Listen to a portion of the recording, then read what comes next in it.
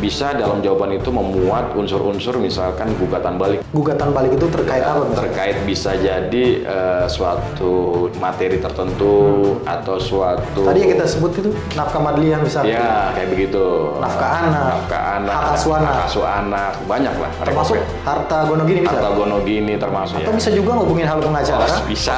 0811 165 8055. Bisa ya, kita akan membantu semaksimal mungkin. Ya. Kalau konsultasi kan free. Free.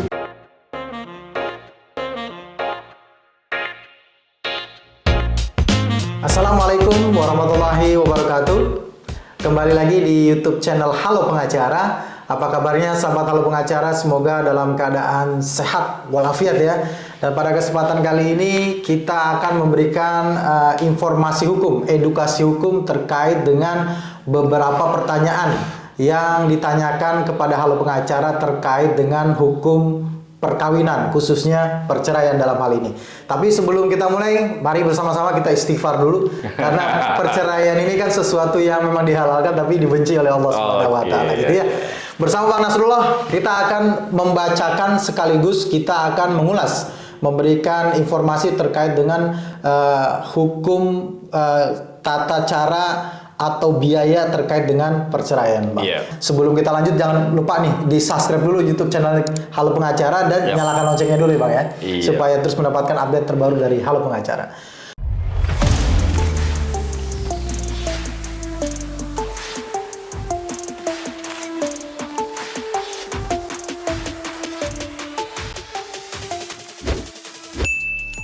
Bang Nasrul, Bang Eri. Banyak yang disampaikan pertanyaan melalui kita, melalui Halo Pengacara di nomor 0811 165 8055. Nomornya Halo Pengacara ya.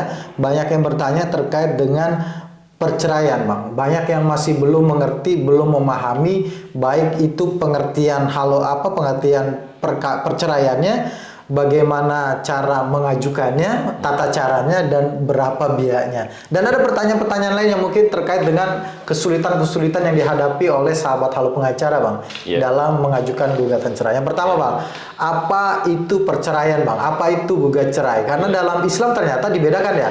Ada cerai gugat, ada cerai talak. Dan bagi non-Islam hanya disebut dengan gugatan, begitu ya, Bang? Apa bedanya sebenarnya? Apa pengertiannya?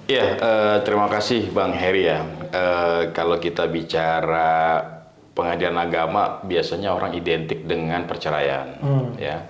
Atau bilang hukum keluarga identik juga dengan bicara perceraian, padahal nggak juga begitu ya. Ada hal yang lainnya.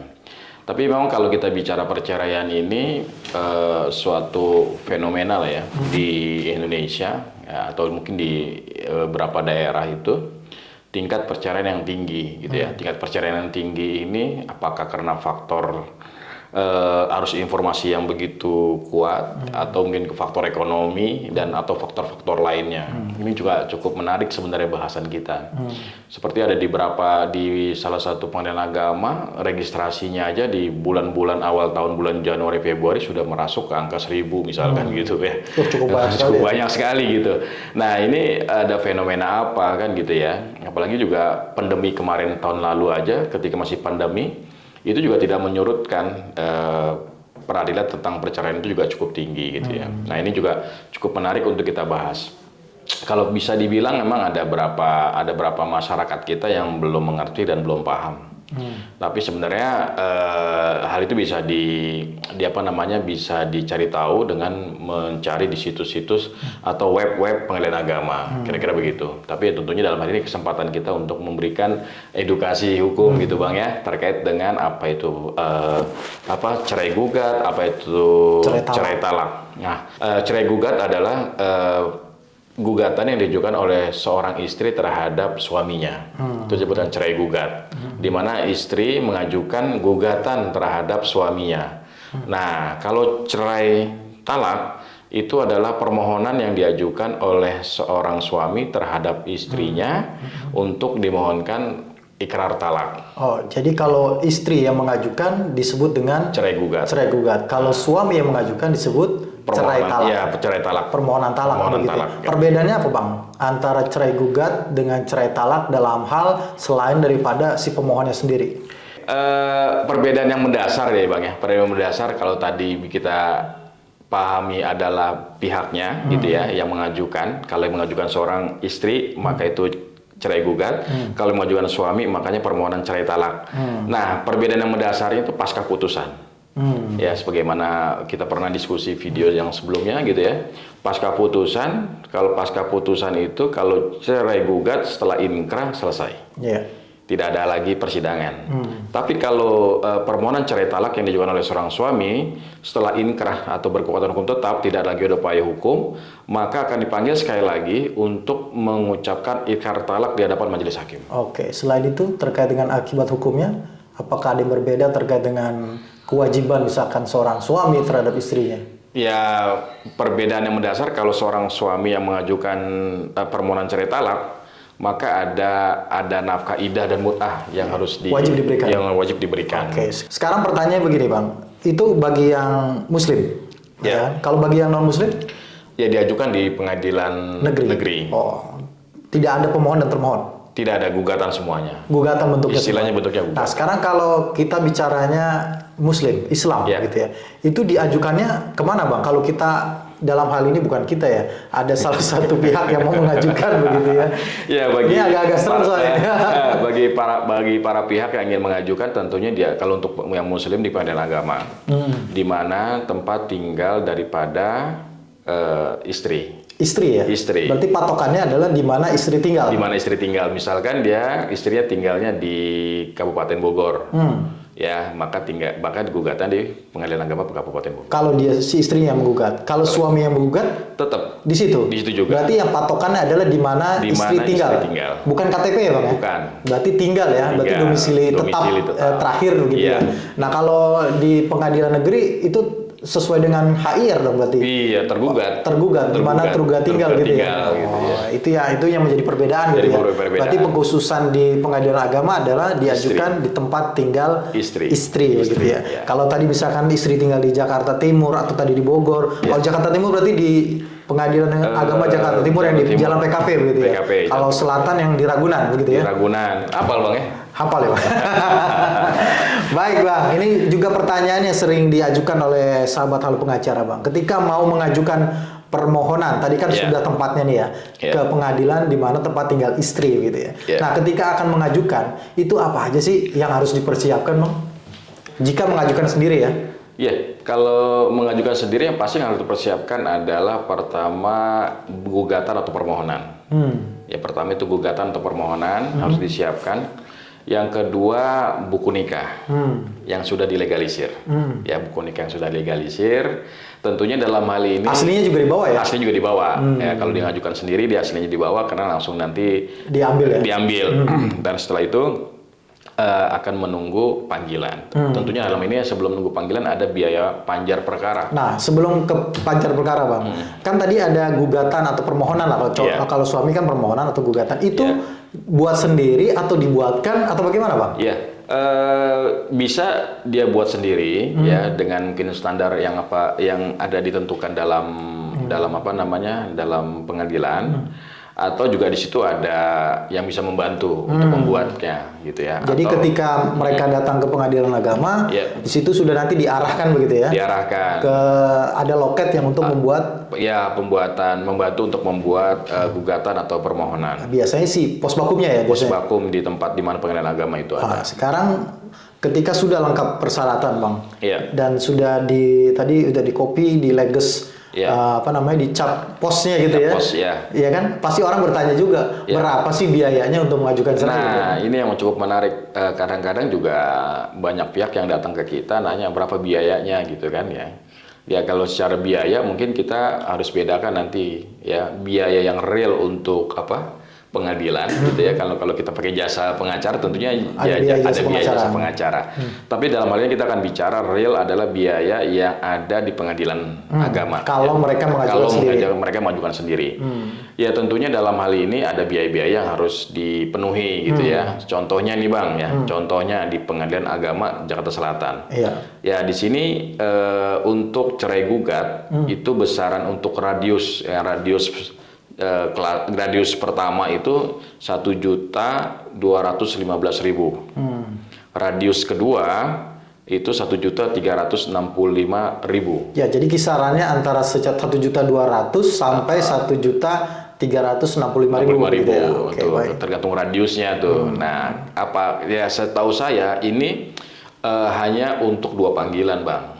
Setahu saya ya, pengalaman saya sih untuk 2 panggilan. Kalau sudah masuk panggilan ketiga, itu ada tambahan biaya, biasanya tambahan biaya panggilan dan seterusnya. Misalkan kalau tidak datang begitu ya. Ya, misalkan pihak yang dipanggil tidak hadir, Terus hadir, tidak hadir, terus hadir, gitu ya. Berarti kan panggilnya lebih dari 2. Lebih dari 2 gitu. Itu yang untuk cerai gugat. Nah, kalau begitu gimana dong berarti solusinya? Tapi yang mahal, Bang, yang cukup yang lebih mahal sebenarnya untuk permohonan cerai talak yang diajukan oleh seorang suami nih. Ya, itu kalau di PA Jakarta Selatan berdasarkan informasi yang kita dapatkan, untuk radius yang pertama itu 1.515.000. Oh, beda 300.000 ya? Iya.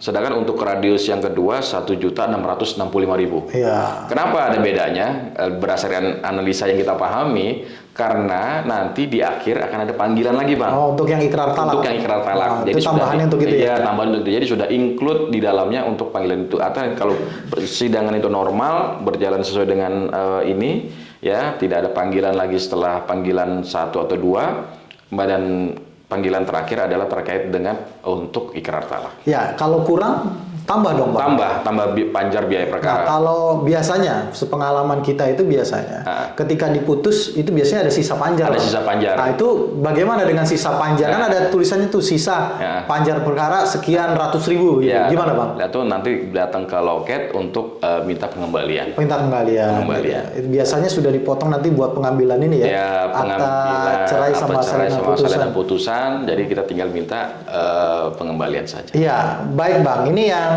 sekarang jadi pertanyaan juga oleh sahabat hal pengacara itu kan ada, oh saya pernah mengajukan gugatan cerai seorang istri ya, tapi ditolak, gitu, Bang. Oh, iya kan? Iya, nah, sekarang jadi pertanyaan, bagaimana sih supaya mengajukan gugatan itu perceraian itu tidak ditolak, gitu, Bang? Iya, pastinya perceraian itu harus punya alasan, Bang ya, harus punya alasan yang bisa dibuktikan dan bisa dipertanggungjawabkan, gitu ya. Maksudnya bisa dibuktikan itu gini. Alasan itu kan hanya alasan yang kita sampaikan dalam selembar kertas atau dalam gugatan atau permohonan itu harus dibuktikan dengan saksi-saksi dan bukti-bukti tertulis lainnya.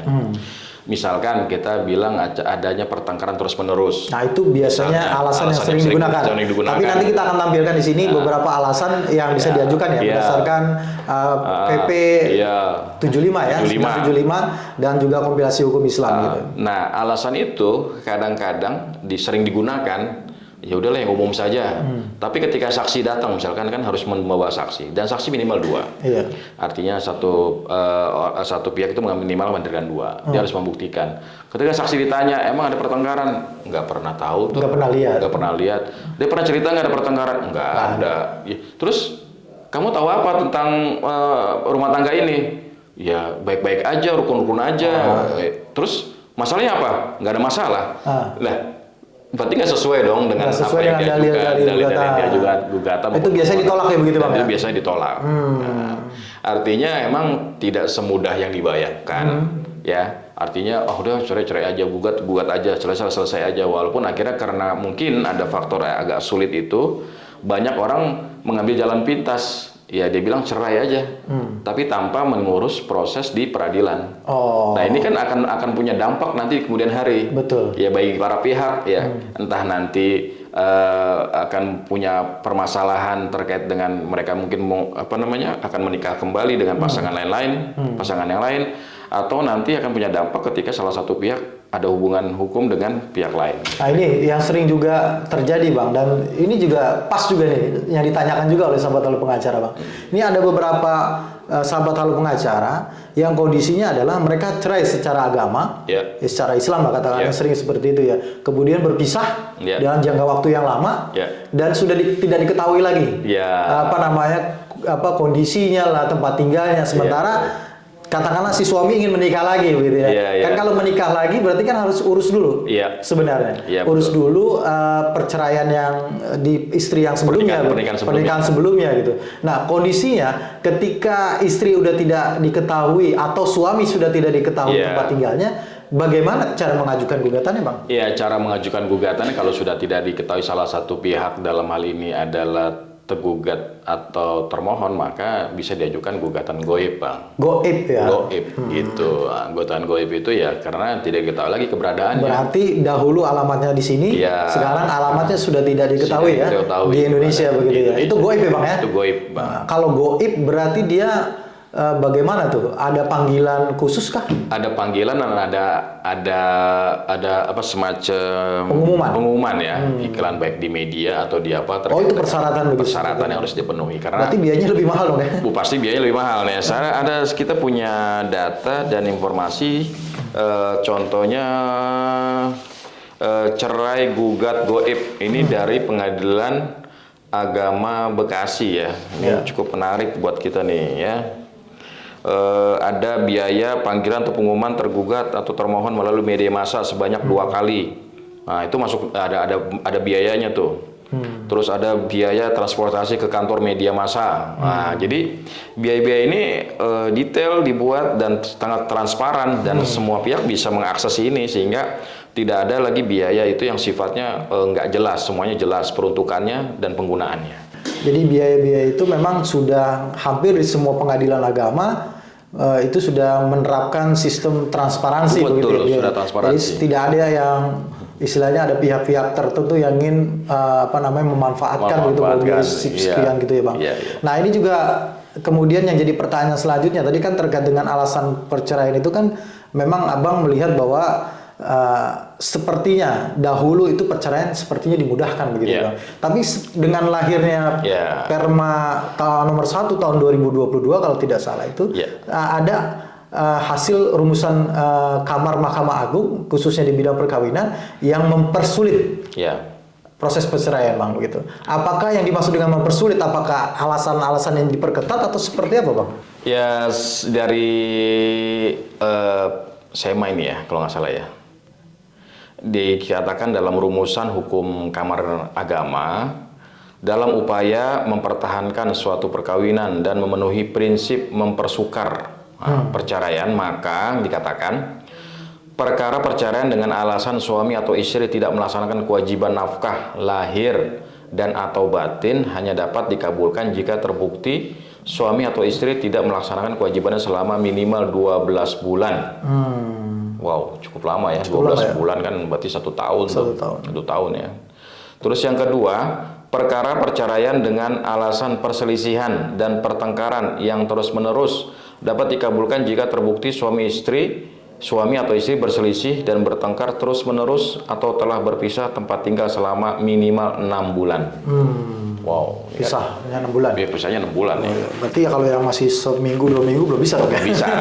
Biasanya masih emosi-emosian deh. Emosian. Bang, ini berapa lama prosesnya, Bang?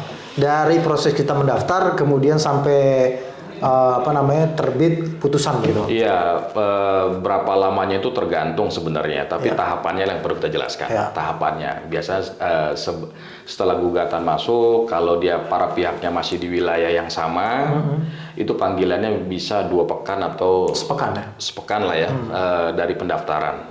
Nah, itu biasanya itu. Tapi kalau para pihaknya berada di luar wilayah, salah satu pihak berada di luar wilayah pengadilan agama, itu bisa 1 bulan atau 2 bulan panggilan pertamanya, Bang. Itu aja untuk panggilan. Ternyata para pihak datang semua nih, Bang. Para pihak datang semua, lengkap, terus sudah sesuai, panggilan sudah sesuai dan para pihak juga sudah sesuai, para pihaknya datang semua, maka dianjurkan untuk mediasi. Ya, mediasi ini diharapkan terjadinya perdamaian atau kalaupun tidak perdamaian ada hal-hal yang perlu disepakati. Ya, misalkan terkait dengan perceraian ini maka ada nafkah tadi gitu ya. Termasuk nafkah anak begitu ya. Nafkah anak, yang menarik ada nafkah yang belum dibayarkan gitu. Nafkah lampau. Nafkah lampau ini kita pernah coba ajukan waktu itu, hampir dapat, tapi waktu itu ada satu hal ya yang akhirnya agak missing lah gitu ya. Setelah itu kalau selesai mediasi, Bang, ya maka akan dipanggil kembali untuk sidang secara resmi lagi dalam ruang sidang. Agendanya adalah apakah ada perubahan, apa tetap pada pada permohonan atau gugatan, kalau ada perubahan disampaikan, kalau tidak ada, maka pekan selanjutnya akan dilanjutkan dengan jawaban. Ya, jawaban tuh berapa lama tuh udah tuh? Jawaban. Habis jawaban, pekan selanjutnya kan biasa sidang per pekan. Dan di hari yang sama. Ya. Tinggal siapa yang datang duluan dapat nomor duluan. Kalau pengadilan agama agak lebih rapih lah. Lebih rapi ya. Lebih rapi. Datang pagi ya dapatnya duluan ya. Dapat duluan.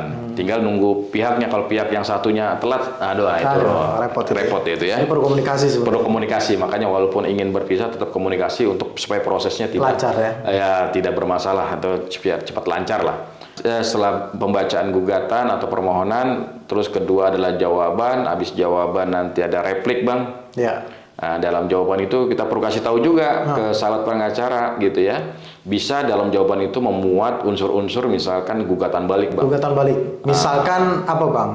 Gugatan balik itu terkait apa misalnya? Terkait bisa jadi suatu materi tertentu atau suatu. Tadi yang kita sebut itu nafkah madliyah misalnya. Ya, kayak begitu. Nafkah anak, hak asuh anak, banyak lah. Termasuk harta gono gini bisa. Harta gono gini termasuk rekovensi nih dalam rekovensi ya. Jadi kalau mau lebih detail datanglah ke pengacara atau lawyer yang Anda percaya ya, untuk lebih detailnya gitu atau ya. bisa juga ngubungin Halo Pengacara. Bisa. 811 165 8055. Bisa ya, kita akan membantu semaksimal mungkin. Kalau konsultasi kan free.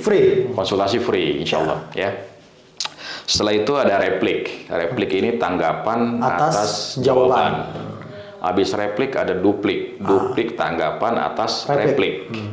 Setelah itu ada proses pembuktian. Biasanya yang pertama kali bukti surat. Ya, bukti surat itu ya tadi ya paling buku nikah atau dokumen-dokumen tertentu yang mendukung untuk proses perceraian. Biasanya kalau yang dia maju sendiri karena dia sudah dimasukkan di awal ya. Pada saat pendaftaran biasanya cepat itu lebih cepat gitu ya. Habis bukti surat ya pertama dari penggugat, ntar pekan selanjutnya dari tergugat. Terus setelah itu baru masuk agenda saksi, Pak. Saksi-saksi ya. Saksi-saksi. Saksi penggugat. Terus pekan selanjutnya saksi tergugat. Setelah itu baru ada tahapan kesimpulan. Setelah itu baru putusan. Panjang sekali, Pak. Nah, gimana Pak mensiasatinya? Kalau ini tadi kan bicaranya kalau ini prosedurnya adalah normal. Karena yang tidak normal itu ada. Apa, Bang? Kalau tidak normal tuh? Yang nggak normal itu sih biasanya ada datang besok enggak, datang enggak. Nah, itu memakan waktu. Itu lebih lama lagi. Tapi lagi. Ada yang lebih cepat lagi apa, Bang? Lebih cepat lagi dengan kesepakatan. Jadi para pihak sudah sepakat atas perceraian nanti yang akan timbul di kemudian hari pasca perceraian. Dan ada satu lagi, Bang. Kalau pihak tergugatnya tidak hadir. Kalau tidak hadir kan first take ya. Jadi bisa sidangnya bisa mungkin memangkas hampir 70% dari yang tapi hanya memutus cerainya saja. Tidak memutus hal yang lain. Untuk cerainya saja biasanya. Ya, jadi kisaran tuh berapa bulan sebenarnya sih, Bang, secara biasa pengalaman? 3 sampai 4 bulan. 3 sampai 4 bulan. Tapi kalau dia tidak hadir bisa 1 bulan. Kalau tergugatnya tidak hadir, bisa 1 sampai 2 bulan ya sampai dengan terbitnya surat keputusan. Nah, jadi pertanyaan lagi nih, Bang. Jika para pihaknya tidak berada, salah satu pihak lah tidak berada di Indonesia. Ya, ini cukup memakan waktu ya sebenarnya ya. Karena kalau para pihaknya ada di luar, maka itu panggilannya cukup panjang ya. Karena kan harus menyurati ke luar negeri itu kan semua untuk pemberitahuan dan seterusnya. Prosesnya akan lebih lama. Gitu. Itu nggak seperti pada cerai pada umumnya begitu ya. Pada cerai pada umumnya. Bisa juga yang tinggal di luar ingin cerai di Indonesia. Nah, itu juga bisa, Bang. Yang di luar ingin cerai di Indonesia. Berarti dia pernah nikah di Indonesia dong? Ya, karena memang nikah di Indonesia. Nikah di Indonesia, dia kemudian tinggal di luar negeri. Terus untuk bercerai gimana caranya? Apa di luar negeri? Apa di Indonesia? Di mana, Bang? Ya harus di Indonesia. Karena perkawinannya kan dilaksanakan di Indonesia dengan hukum Indonesia ya. Hukum Indonesia gitu. Nggak bisa di Kedubes ya. Kedubes nggak punya fasilitas itu. Gitu. Kalau tidak salah di Pengadilan Agama Jakarta Pusat kan untuk para pihak yang bertempat tinggal di luar negeri. Di luar Indonesia. Satu lagi nih, Bang. Ini sering juga ditanyakan. kan pada saat menikahnya Ya. mereka Islam, menikah secara Islam begitu. Ya. Dalam perjalanannya mereka bertengkar gitu. Salah satu pihak kemudian keluar dari Islam, Ya. murtad lah seperti itu. Yang jadi pertanyaan, itu pengajuan gugatannya Ya. atau cerainya itu di pengadilan yang tetap yang agama atau ke pengadilan negeri, Bang? Tetap Bang, pengadilan agama. Karena Pengadilan mereka agama. menikah secara Islam dan itu diatur di pengadilan agama. Nah, kalau sebaliknya, mereka dulunya menikah Ya. secara non-Islam, Ya. kemudian salah satu pihaknya mu'alaf, Mualaf. iya kan?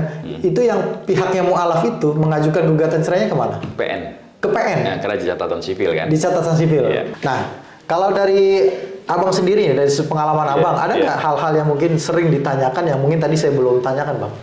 Yang sering ditanyakan itu sih paling terkait dengan buktinya apa ya, gitu ya, pertama. Karena kan masalah rumah tangga itu masalah yang privasi. Karena nggak semua orang lihat. Nggak semua orang lihat, nggak semua orang tahu. Kalaupun ada yang lihat dan tahu, anak. Kan anak juga nggak boleh Nggak dilibatkan, bisa jadi saksi. nggak bisa jadi saksi dan tidak boleh dilibatkan oleh majelis hakim dalam sebuah perkara perceraian. Ya karena anak ya sudah biarkan dia dengan dapat tumbuh kembangnya gitu ya. Kalau dia pun terjadi pertengkaran di dalam rumah, Iya. kemungkinan paling besar sering di kamar ya. Sering di kamar. Nggak ada yang lihat gitu Tidak ya. ada yang melihat. Kalaupun ada di luar, paling yang sering lihat ya anak tadi, kemudian mungkin ART Iya, atau ibu keluarga yang tinggal di situ gitu ya. Sangat yang menarik sedikit ya. memang ya bicara saksi ya. Saksi dalam pengadilan agama itu ya kan memang kan kalau umumnya itu saksi yang melihat terus merasakan terus mendengar gitu ya. Secara langsung. Secara langsung gitu ya kan. Saksi itu kan konsepnya gitu Iya. kan. Gitu ya. Tapi yang sering terjadi, Tapi yang sering terjadi kalau dalam pengadilan agama, ya dia tidak mendengar pertengkarannya, tapi mendengar curhatannya dari salah satu lah ya, pihak salah gitu satu ya. pihak. Kamu tahu dari mana? Dia cerita gitu. Karena kan nggak mungkin juga dia tahu karena tinggal juga beda. Maka nggak mungkin juga kalau lagi bertengkar dia dipanggil gitu sih. Kan nggak juga gitu. Tapi memang banyak yang disarankan oleh majelis hakim biasanya sebelum maju persidangan untuk dimusyawarahkan secara keluargaan. Nah ini Bang, sebenarnya cara terbaik karena kita adalah datang, bertemu, menikah secara baik-baik, Iya. kan idealnya adalah Iya. berpisahnya pun secara baik-baik Betul. begitu ya. Iya. Kasih contoh lah, misalkan Desta seperti itu kan, Iya, itu kan baik ya, pisahnya baik, kemudian haknya juga diberikan, bahkan Diberikan. kita mendengar itu memberikan mut'ahnya hampir 1 miliar gitu ya. Oh, dahsyat ya. Iya. Apa Bang yang paling terbaik, cara terbaik? Ya kalaupun memang perdamaian dirukunkan udah tidak bisa lagi, cara yang terbaik untuk Ya, berpisah. cara yang terbaik adalah musyawarah, mufakat para keluarga dan para pihak ya untuk menyelesaikan permasalahan secara baik lah. Tadi misalkan ya, kalau memang sudah tidak bisa didamaikan, sudah tidak bisa dirujuk, tidak bisa lagi untuk dirukunkan gitu ya, ya sudah disepakati hal-hal yang mungkin timbul pasca perceraian. Artinya dibuat kesepakatan. Akhirnya buat kesepakatan. Nah, kesepakatannya itu adalah untuk menjamin juga pihak ketiga dalam hal ini anak-anak atau yang lainnya, gitu Iya. ya. Tidak lagi menjadi pertengkaran yang menjadi konsumsi publik, gitu ya. Beda halnya juga bisa jadi itu selain nanti di proses sebelum persidangan ada juga mekanisme yang memungkinkan yang pernah juga salah satu public figure memanfaatkan ruang mediasi Iya. sebagai perdamaian. Akhirnya tidak dicerai. Tidak jadi cerai karena sepakat atas tawaran dari istrinya kalau tidak Iya. salah ya. Ini Putra kamu harus Siregar, begini, ya. gitu harus begini. Dia setuju. Karena memang ya bicara perceraian sebelum palu diketuk Bang, oleh majelis hakim, mungkin kan para pihak karena hampir setiap persidangan itu ditanya bagaimana? Ada perkembangan nggak? Ya, terus sampai pos pemputusan pun juga ditanya juga. Karena bisa jadi setelah bukan pertengkaran ya, perdebatan lah ya dalam ruang sidang, ketika mau putusan pihak sepakat malamnya mungkin, yaudah Pak kita sepakat tidak jadi cerai, ya sudah, tidak jadi, cabut selesai. Gitu. Ya mudah-mudahan.